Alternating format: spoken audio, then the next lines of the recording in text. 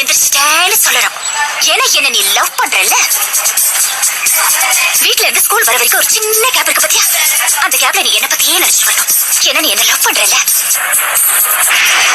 Teacher class நடத்தும் போது நீ கிளாஸ கவனிக்க கூடாது, என்னையே பார்த்துட்டு இருக்கணும். ஏன்னா நீ என்ன லவ் பண்றல்ல. ஈவினிங் ஸ்கூல் முடிஞ்சு எல்லாரும் வீட்டுக்கு போவாங்க, ஆனா நீ போக கூடாது. ஏன் கூட டைம் ஸ்பெண்ட் பண்ண. ஏன்னா நீ என்ன லவ் பண்றல்ல. நைட்ல நீ தூங்க கூடாது, என் கூடயே பேசிட்டு இருக்கணும்.